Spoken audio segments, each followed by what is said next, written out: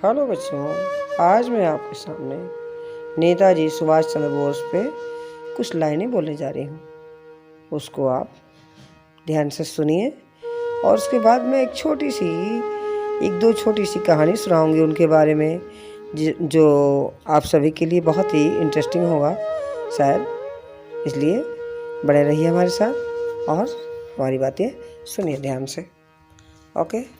नेताजी सुभाष चंद्र बोस का जन्म उड़ीसा के कटक क्षेत्र में 23 जनवरी 1897 ईस्वी को हुआ था।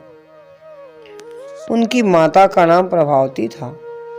नेताजी के पिता का नाम जानकी दास बोस कटक के एक मशहूर सरकारी वकील थे। नेताजी बीए की परीक्षा कोलकाता विश्वविद्यालय से प्रथम श्रेणी में पास किए थे। सन 1920 में नेताजी प्रशासनिक परीक्षा में चौथा स्थान प्राप्त करके उत्तीर्ण हुए थे। स्वामी विवेकानंद व अन्य से प्रभावित नेताजी 1921 में नौकरी से इस्तीफा दे दिया था। नेताजी भारतीय स्वतंत्रता संग्राम के वीर क्रांतिकारी नायकों में से एक माने जाते थे। भगत सिंह को फांसी देने के बाद इनका गांधी जी से राजनीतिक थोड़ा सा मतभेद शुरू हो गया था। लगभग 40,000 भारतीयों के साथ नेताजी ने 1943 ईस्वी यानी कि 1943 में आजाद हिंद फौज बनाया। कहा जाता है कि एक विमान दुर्घटना में 18 अगस्त 1945 को ताइवान में उनकी मृत्यु हो गई, परंतु ये पूरी तरह सत्य प्रतीत नहीं होता है। और भी बहुत सी चीज़ें हैं। उनका ये भी कहना था कि हमें सिर्फ कार्य करने का अधिकार है, कर्म ही हमारा कर्तव्य होना चाहिए, कर्म के फल का स्वामी ईश्वर है, हम नहीं। ऐसी तमाम चीज़ें हैं जो कि मैं आगे एक एक करके बता रही हूँ। इसलिए बच्चों ध्यान से सुनिए हमारी बातें और समझिए कुछ उनकी बातें, उनके जीवन से जुड़े कुछ बातें और तथ्य मैं आपको इस गणतंत्र दिवस पे सुनाने वाली हूँ। ये स्पीच आप भी चाहें तो इसको याद कर लीजिए और अपने अंदर जानकारी रख लीजिए।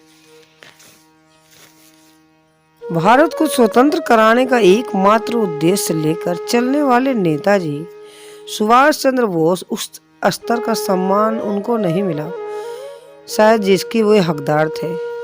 उन्होंने पराक्रम और पूरी सूझबूझ से ब्रिटिश शासन से त्रस्त देशों के साथ योजनाएं बनाई। उनकी आजाद हिंद फौज में हर वर्ग के लिए स्थान था। उनका जन्म 23 जनवरी को हुआ था। पिछले दिनों उनके 126वें जन्मदिन पे मैंने छोटा सा उनको बधाई शुभ संदेश आप लोगों को दिया था, आपको याद होगा। आज मैं उनको उनके बारे में एक छोटी सी घटना बताते हुए मैं बताना चाहूँगी कि नेताजी सुभाष चंद्र बोस को कौन नहीं जानता। अंग्रेजों के विरुद्ध लड़ने के लिए उन्होंने आज़ाद हिंद फौज का गठन किया था। हम आज नेताजी की 126वीं जयंती के अवसर पर, यानी कि 125 साल के हो गए थे, अब 26वीं उनकी लगेगी, उनके अवसर पर उनके बचपन और किशोरवय की बात को करेंगे, जो कि एक समृद्ध घर से संबंध रखने वाले कटक यानी कि उड़ीसा के नामी वकील जानकी दास बोस और माता प्रभावती का पुत्र या किस तरह क्रांतिकारी बने। दरअसल सुभाष के भीतर बचपन से ही गरीबों के प्रति दया भावना थी। सुभाष चंद्र बोस को बचपन से ही उनके अंदर एक दयालु प्रवृत्ति का व्यक्ति रहता था और निर्दोषों पर जुल्म उनसे बर्दाश्त नहीं होता था। कहा जाता है कि बालक सुभाष जब स्कूल जाते थे तो वो रास्ते में बैठने वाली एक बूढ़ी भिखारन के लिए चुपचाप से 2 रोटियां घर से ले जाया करते थे। सुभाष ने कोलकाता, जिसका अब पहले कलकत्ता होता था, कि प्रेसिडेंसी कॉलेज में उन्होंने एडमिशन लिया था। चूँकि वह बहुत ही मेधावी छात्र थे अतः काफ़ी समय लाइब्रेरी में बिताया करते थे। एक दिन लाइब्रेरी में ही उन्हें पता चलता है कि एक अंग्रेज अध्यापक ने भारतीय छात्रों से अभद्रता की है तो और हिंसा की है। तो ये देख के सुभाष को बहुत गुस्सा आता है और वो इसके विरोध में खड़े हो जाते हैं और प्रधानाचार्य से इसकी शिकायत भी करते हैं। लेकिन उन्होंने कोई कार्यवाही जब नहीं की तो अगले दिन से छात्र हड़ताल पर चले गए, है ना। तो इस हड़ताल को पूरे शहर में समर्थन मिला और आखिरकार अंग्रेज भारत के साथ छात्रों का समझौता हो गया।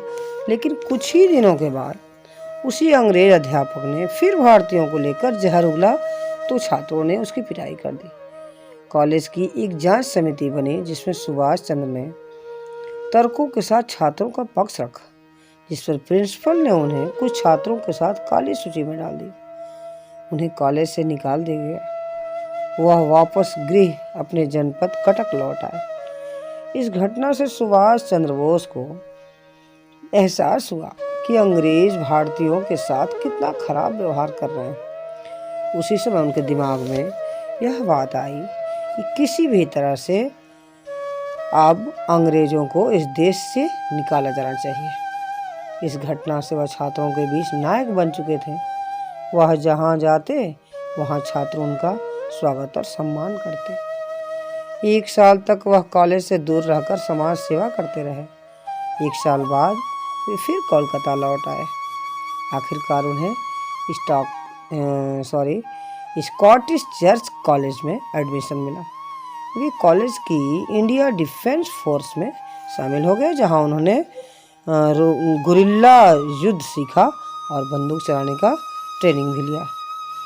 कॉलेज में वह 3 साल तक सैन्य प्रशिक्षण से जुड़े रहे। यही प्रशिक्षण बाद में अंग्रेजों के विरुद्ध लड़ने में काम आया।